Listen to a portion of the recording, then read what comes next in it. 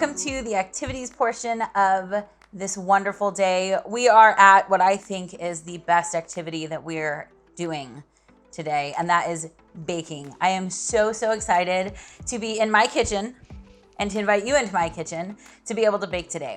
Hopefully you have already gotten all of your supply lists and you have gathered all the ingredients. They are not crazy ingredients. I tried to pick something that wasn't gonna require you to go out and buy all kinds of things, but also something that was a little bit challenging and maybe just a little bit different. Hopefully you have received all of your supply list and you've had a chance to get all of your ingredients together. If you have not measured out everything, like prior to watching this video, we're gonna go ahead and go over everything and you'll be able to pause and get all that ready, just so it makes it a little bit easier and you're not trying to run around your kitchen to find the vanilla that you thought you had, but maybe you don't. So we're gonna go over all of that and hopefully you just have fun. Baking for me has always been something that I enjoy so much. It is not stressful to me. It is very therapeutic. And I always say, like, if you're not having fun, what's the point? So today we want it to just be stress-free. There is no worries about whether it's gonna work or not. I've used this recipe many times. It definitely works. And in the end, it doesn't matter what it looks like, as long as it tastes good and you can enjoy it. That's all we're going for when we bake. Okay, so let's go over all of the ingredients that you're gonna need. Today, we're gonna use 1 cup of butter.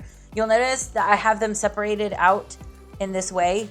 There were notes in your ingredient and your supply list that kind of explain this, but we're gonna go over it really quick, just in case you didn't get a chance to do it. So we are using 1 whole cup of butter, but we are taking 1 stick and we're just gonna leave it out for a little while to get it softened. It's not melted, but it's like I can squish it and it's soft. The other stick you are gonna take and you're gonna cut it up into smaller pieces, put it in a bowl and stick it in the microwave for maybe 30-35 seconds, just until it's fully melted. And then you're gonna stick it in the freezer. This sounds really weird and kind of useless, but I promise it helps with the texture of the cookies. You don't need it frozen completely solid, but you do need it kind of solid enough. And if it gets too solid, you can always just leave it out on the counter, let it soften up just a little bit. But we are gonna be using those 2 forms of butters. So I wanted to make sure you understood that part. So just in case you didn't get a chance to do it, you can do it now. The next ingredient we have is sugar. We are going to be using 1.5 cups of granulated white sugar. Most people have this in their house. You put it in your coffee, you put it in your cereal if you don't eat super sugary cereals. So 1.5 cups of that. We're also gonna need 2 eggs, regular eggs, doesn't matter. And then we're gonna be using vanilla. I believe it's like 2 teaspoons of vanilla. We'll measure it out later. We don't have to measure it out now. The next thing we have is our flour, cocoa powder, baking soda, salt mixture. So all 4 ingredients we can just put into 1 bowl because they're all gonna get mixed in at the same time. So we can kind of save bowls and save space and time. So in here, I've got 2 2/3 cups of just plain all-purpose flour. We don't wanna use cake flour or anything. I mean, you could. I don't know how it would turn out, but you could go ahead and try it. I also have 1/2 cup of cocoa powder. I did sift the powder because cocoa powder tends to get very clumpy and it's hard to break apart once it's in the mixer. So it's just better if you kind of sift all that out beforehand. But honestly, if you don't sift it, if you don't have like a sifter, it doesn't really matter. It's not that big of a deal. Don't freak out. We also have a teaspoon of baking soda. That's gonna help the cookies rise. And we have just a pinch or a teaspoon of salt, 1/2 teaspoon, sorry, of salt. That, because we're dealing with chocolate today, salt is gonna bring that chocolate flavor out so much. So it's really important. It's not gonna taste salty in any way, shape, or form. It's just gonna help enhance the flavor of the chocolate. So that is this container here. We also have as another liquid, this is just strong brewed coffee. This is just plain coffee. I brewed it yesterday. I stuck it in a cup and stuck it in the fridge overnight just so it's cold. We're gonna be using this as a little bit of a liquid. Again, it's not gonna taste like coffee. I'm not a coffee drinker, so I would not put something, I probably would, but I probably wouldn't put something in a recipe that's super coffee. This, again, is just gonna help This is gonna partner with the chocolate and it's just gonna make the chocolate taste a lot better. The very last thing that we have are chocolate chips. So you can use any chocolate chips. You can use semi-sweet chocolate chips. You can use milk chocolate, dark chocolate. You can even use white chocolate if you really, really love white chocolate. I love dark chocolate. I can't even eat milk chocolate anymore because it's just too sweet for me. So I actually have some extra dark chocolate because I'm an extreme person. What can I say? So you will need about 2 cups. To be honest, I don't measure my chocolate chips because that's no fun. I usually just kind of sprinkle them in until I think there's enough. Sometimes it's the whole bag. Sometimes it's not. You do what you want. It's fine. As far as tools that we're going to be using, thankfully they're very, very minimal. I do have a KitchenAid stand mixer here, but you do not need one of these. If you have a hand mixer, you can use one of those. If you don't even have a hand mixer, that's totally fine too. You can use a wooden spoon, and at some point you'll probably have to use your hands to mix it together, but it will still turn out just fine. Don't you worry. So I do have this stand mixer. I have a spatula nearby to help scrape down the sides of the bowl. And then we'll see them later, but I do have some cookie sheets that we'll be putting the cookies on to actually bake them. So that is everything that we will need. So let's go ahead and get started.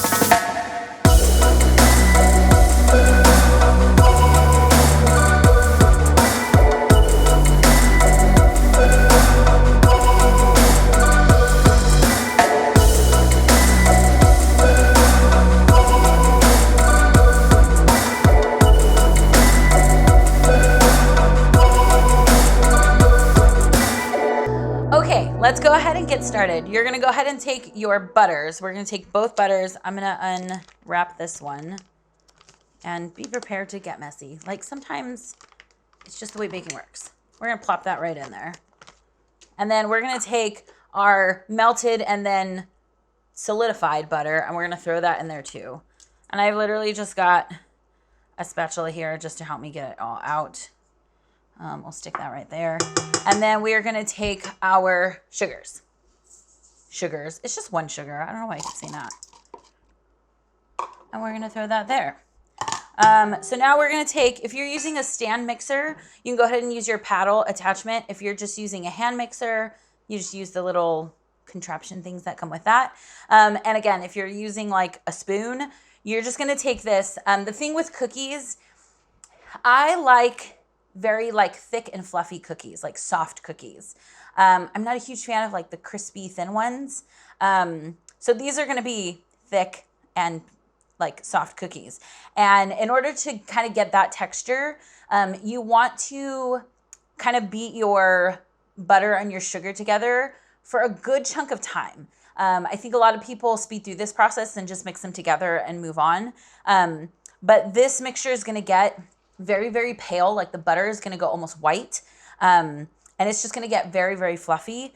So we're going to mix it probably a good, like a solid 2 to 3 minutes, which doesn't sound like a lot of time, but when you actually like time that out, it's a good long while. We're going to do it at about like medium, like the speed at medium. And we're just going to kind of let it go. When it's done, I'll try and see if I can like pull it off and show you a little bit what it looks like so you know when to stop. So I'm putting my paddle attachment on now, maybe, if I can get it on, and we're just gonna mix. Not that fast.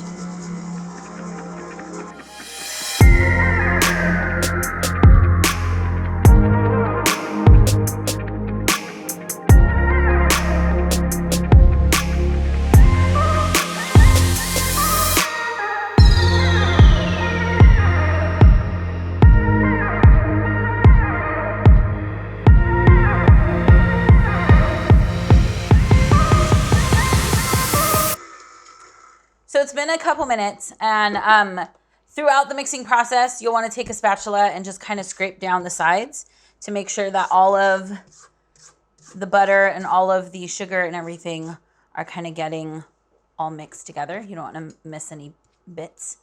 But I want to show you what this mixture looks like, because it's pretty much white at this point. I mean, you obviously know what butter looks like. It's yellow. And so I want to show you, hold on, I'm going to scrape these off and get as much in here as I can. Okay. So I'm going to lift this up, and I don't know if you can see that. So this is what it's supposed to look like. If you can tell, it's super, super fluffy, and it's really, really white. It's like almost looks like white frosting. But that's how much you want to cream the butter and the sugar together. So that is, if yours doesn't look like this yet, keep mixing. You can do it, I promise. Okay. Okay, now that we have all of the sugar and the butters mixed together, we're gonna go in with our 2 eggs and our vanilla. Now, I usually always crack my eggs into a separate bowl because if I do it straight into there, there's more likely of a shell getting in there and it's hard to fish out. So it's much easier if you crack them into a bowl and then throw the egg in from the bowl. This is just the bowl I used from the sugar. So you don't have to do more dishes later, just use the same one. So we're gonna crack an egg and we're gonna pop it in. And then we're gonna toss it into the mixture. We're just gonna throw that there. And then we're gonna do the other one. No biggie. And then we're gonna plop it in. And then we're gonna take a teaspoon, 2 teaspoons? Hang on. 2 teaspoons of vanilla. So I've got my little handy dandy measuring spoons here. We're just gonna measure out 2 teaspoons, which I hate this bottle, but okay. That's it. And then we are going to, we're gonna mix.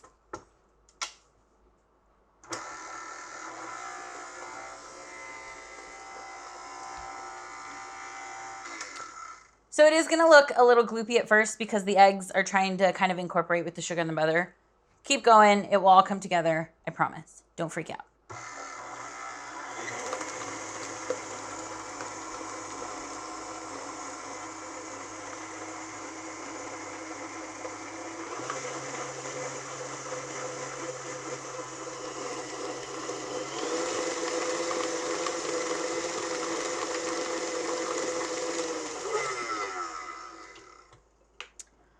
So you're gonna go ahead, kind of throughout this whole process, you wanna make sure you're scraping down all of the sides. And making sure you're getting all of the mixture off of the paddle. I'm never very good at this part, but it's fine. It's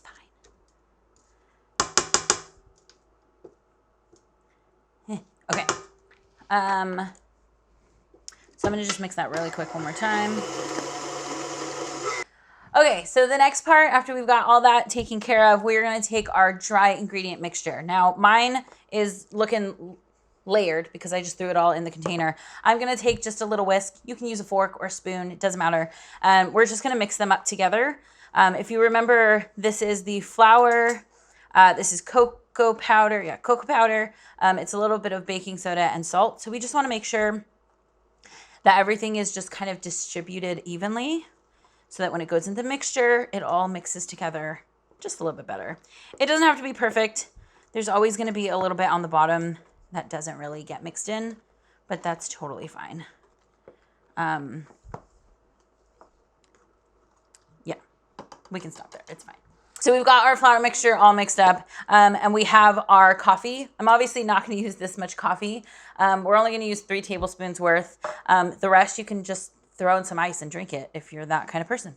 I'm not. My mom will probably drink it later. So I went ahead and grabbed any measuring cup. It doesn't matter what size. We're literally just using it to scoop into the mixture. Or you could use a spoon. That's fine too. We're going to take our flour mixture. We're going to put a little bit of it into the butter and sugar and egg mixture and mix that in. We're basically going to add things gradually into the mix for kind of 2 reasons. One, because we're mixing both liquid and dry. We just want to make sure everything kind of incorporates evenly. The other thing is if you were to dump all of this into this bowl and turn your mixer on, it would make a huge mess. And while I'm all for making a little bit of a mess in a kitchen, That's a bit extreme, and nobody wants to clean that up when you're trying to eat cookies at the end of this. So we're just gonna take, again, it does not matter. You can use a spoon. This was just close by, so I grabbed it. So we're gonna take, okay, I'm already making a mess. We're gonna take just a big old, whatchamacallit. You could probably even do two. Doesn't have to be, this part does not have to be scientific. We're gonna take our coffee mixture. I'm gonna easily take the lid off. And we're gonna use, we are gonna measure this one out. We're gonna use 3 tablespoons. So I've got my measuring spoon here, and we're just gonna put 1 in at a time, just for progress sake. And we're gonna turn it on and mix it together. You, for sure, no matter how much flour you put in, start on low until it's mostly, the flour is mostly mixed in, and then you can bump it up to mix it in all the way. Because then that happens.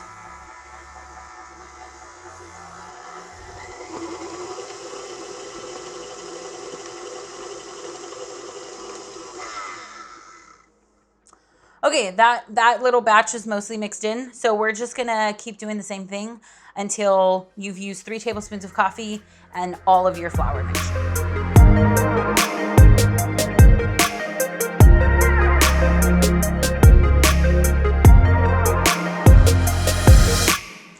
So I have it all mixed in together, all the coffee, all the flour is in. Again, I'm gonna go through and I'm gonna scrape down all of the sides. Now, here's where this is going to get just a little bit, not tricky, but a lot of baking sometimes is following a recipe, but also kind of going by feel. Now, this recipe does give a little bit of information as far as like, sometimes you might need a little bit more flour, sometimes you might not. And so I want to talk about kind of what we're looking for here. So before we add, the last ingredient we have to add is our chocolate chips. But before we do that, we need to just make sure that the texture of the dough is ready to go.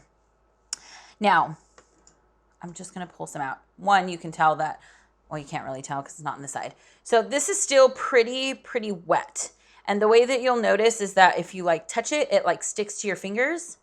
It's a little bit too wet. So I'm gonna add a little bit of extra flour, and we're talking like a tablespoon at a time. It's not gonna be much at all, but we don't want it so wet that it's super tacky, but we also don't want it to be like a bread dough where it's like super dry. So I'm gonna add just a little bit of flour. I'll show you what I'm doing, and I'll show you what it looks like when it's just flopped off. So I'm gonna add just a little bit of flour, and I'll come back and show you what that looks like when it's the right texture. Okay, so I have a little bit of extra flour. We are not going to use all of this, I promise, but I have it just in case. Again, if you feel like your dough is not sticking to your fingers at all, and it doesn't feel overly wet, you do not have to do this step. But I'm glad that I kind of do so that I can show you, because your dough might feel a little bit too wet and you might need to make that change. So I'm just going to go in literally with a teaspoon, and I'm just going to add in 1 teaspoon at a time until I get the texture that I need. Again, just trust your instincts with this. It's not a big deal. If it's not 100% perfect, it's not going to really affect the baking. They're still going to come out great. But these are just the things to kind of look out for when you're making this recipe, but also different recipes as you hopefully try out some new things. You just want to kind of, don't be afraid of what you're cooking. Touch it, feel it. If it feels weird or if it feels like it's not supposed to, trust your instincts. You know what you're doing, I promise. Okay, so I added that tablespoon in and it is looking pretty good. Again, I can plop out. I'm not gonna plop out. I can show you kind of what I mean here. If I can get some. If you can see, there's nothing sticking to my hand at all. It's kind of staying on the spatula. I mean, obviously, like you can feel the butter because it's butter. But there's nothing, I can like pick it up. It's not gonna, that's what we're looking for. So if that's what your dough looked like at the beginning of this, you didn't have to add any sugar. If that is what your dough looked like at the beginning or at the end of the mixing process, then you didn't have to add any flour, but maybe you did, and that's fine. That's how we work with things. So now we're gonna go ahead and put in the chocolate chips. So again, you can use any chocolate chip that you want. I like to buy somewhat good chocolate, good tasting chocolate. Again, use whatever you love. I'm not a huge fan of white chocolate, but they would look really cool in these chocolate cookies because they're so dark chocolate that the like pops of white with the white chocolate would look really cool. I love dark chocolate. I like to go extreme, so we are going to use the extra dark chocolate. And again, the recipe calls for 2 cups. I don't really measure. So if you would like to measure out 2 cups and you want to be precise because that is the kind of person you are, that is totally fine. You can do that. If you don't want to and you just want to sprinkle them in, welcome to the family. So I made a mess of opening this, but we're just going to plop some in. I'm going to start there and see what it looks like. You don't want to mix this too aggressively. I mean, I guess you could. It might break up some of the chocolate chips and you would get little shards. That's totally fine. I'm just going to kind of gently mix them in. You don't want to overmix at this point. You don't want the dough to be overmixed because it will get kind of, it'll dry out a little bit too much and it will affect the texture of the cookies and the baking time. So just go gentle here, take your time. Again, if you're not using a mixer of any sort, this might be the time where you have to use your hands. Don't be afraid of them. Wash them first, but don't be afraid to get your hands in there and to mix the chocolate chips in. You don't want to try to do this with a wooden spoon. It would not work and you might break your spoon because it's a thick mixture. But I'm going to go ahead and just gently mix in these chocolate chips.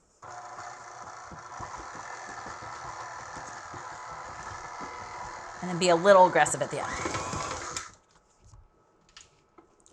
So I definitely think we need more chocolate chips. Also, I want to taste one because chocolate, and it's like 10 o'clock in the morning while we're filming this. And chocolate ain't a bad thing. These are so good. Oh, man. All right, I gotta stop.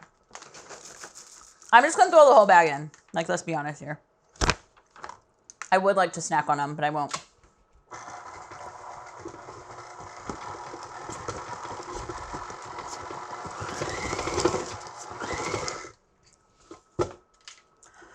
Okay, all my chocolate chips are mixed in. I'm going to scrape off this paddle and get all of the dough off. I'm actually going to take it off like this.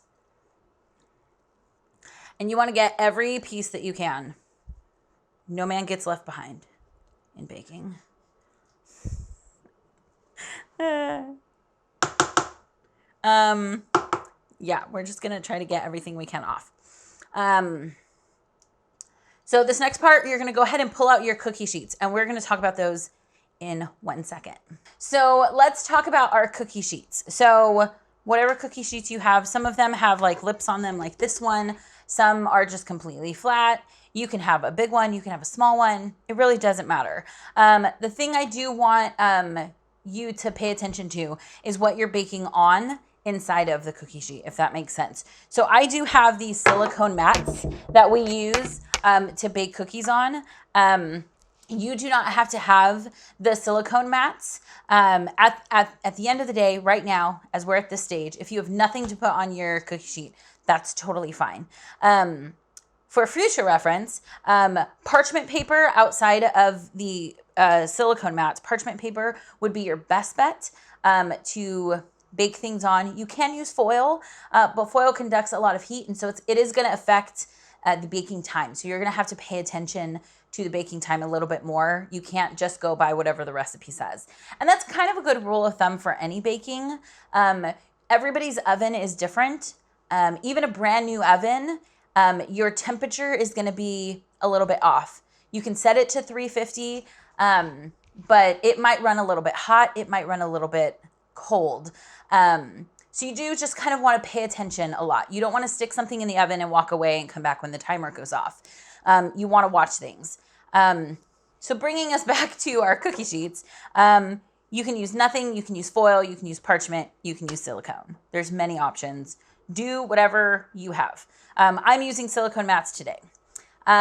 Next, we're gonna put our cookie dough onto our cookie sheets. Now, I do, because again, I'm gadgety and I'm high maintenance like that, I have a cookie scoop. Cookie scoops are great. They basically just look like ice cream scoops. And in reality, you could use an ice cream scoop. These come in different sizes. So if you want really big cookies or a lot smaller cookies, you have that option. These make it so that your cookies are all the same size. They're all pretty uniform. It just kind of makes things a little bit easier. But if you don't have one of these, you can totally use 2 spoons or 1 spoon. Or you can just grab it with your hands and plop it on the cookie sheet. Honestly, you can do whatever works for you.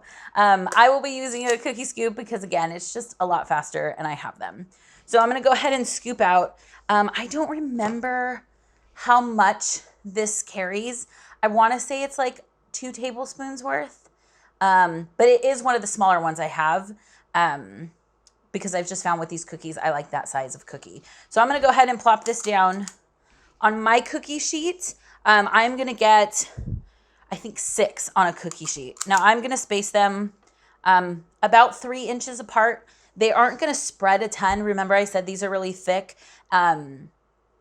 cookies. So they're not going to flatten out and spread a ton. So you don't have to worry about too much room, but you do want to give them room to move. Another thing with this cookie dough is that if you didn't want to, maybe you didn't want to bake all of these cookies all at once. I don't know, maybe you want to spread the joy just a little bit over time. You could take this cookie dough, you could put 6 on a tray. You could take the rest of the dough and like kind of form it into a ball, wrap it in saran wrap and put it in a Ziploc and stick it in your freezer. And you could easily freeze this and pull this out at any time to bake at a later time when you want more cookies. It's just the cookie dough that keeps on giving. So I've got 6 on our tray right now. We're gonna go ahead and put these in the oven. They are gonna bake for a minimum of 8 minutes. But again, this is where you have to kind of watch them. They could be done at 8 minutes, but they could need some extra time. So I usually always start at about 8 minutes and I will check them. What we're looking for is they are still gonna be soft. We don't wanna over bake these, but they're gonna have some structure to them. They're not gonna be completely doughy, but they're gonna have some structure, but they're gonna be very soft. And we are gonna kind of under bake these just so that they are softer and chewy. So we're gonna start at 8 minutes. Usually after that, I will do it in like 2-minute increments. I'll add 2 minutes, check them again, add 2 minutes, check them again. That way you're just keeping an eye on them and you know kind of when they're done.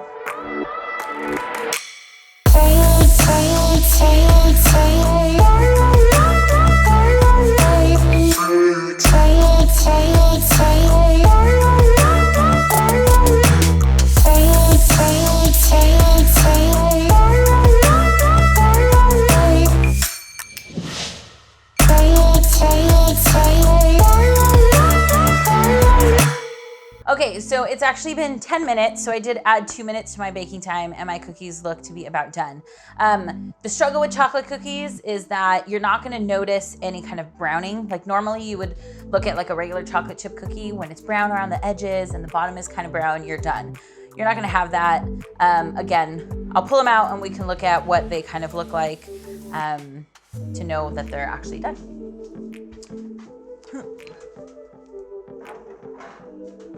Okay, so as you can see, some of them are not all the same size. So having a cookie scoop doesn't necessarily mean that they're gonna be all exactly perfect. But again, we're not looking for perfection here. We're just looking for them to taste good. So I'm gonna try to lift one of these. As you can see, they're pretty thick. On the bottom, they're not, if I touch them, they're a little like, not crispy, but they have a shell. I'll say that. They are still super, super soft. We do not want to take these off right away. As soon as we bring them out, they will continue cooking just a little bit. And that's why we want to underbake them, because they will continue cooking and they're a little bit too soft to pull off and put on a cooling tray. So you do want to kind of let them sit on here, remove them from the heat. I've got them sitting on a little trivet, just so air can get kind of underneath them. They don't have to be completely cool in order for you to pull them off. We just want to let them sit for a little bit. Okay, so these have cooled off for a little bit. I'm gonna pick one up because I can't help it. They're still warm, please hear me. These are not cold by any means. And so the chocolate chips on this one, you can see the chocolate chips on the top. If I touch it, it is gooey. That makes me very excited. But look at how, just like that was supposed to crack in the middle, but it didn't, but that's fine. Because these are just super yum. There's a reason I call these chocolate brownie cookies. The actual recipe, they're not called that, but they taste kind of like a mixture between a chocolate and a brownie. And I know some people call that a brookie, but that just sounds weird to me. So chocolate brownie cookies, they're really thick, and I can't even speak right now, but they're very, very good. Bake them all up. I still have a whole bunch here to bake that I will be snacking on for the next couple of days. That is pretty much it. From here, you could let these cool off. You could wrap these individually in saran wrap and put them in Ziplocs and stick them in your freezer. That way they're already cooked, and anytime you want a cookie, you can just pull one out, or pull 10 out if you want, and eat them later. Or you can gobble these all up tonight.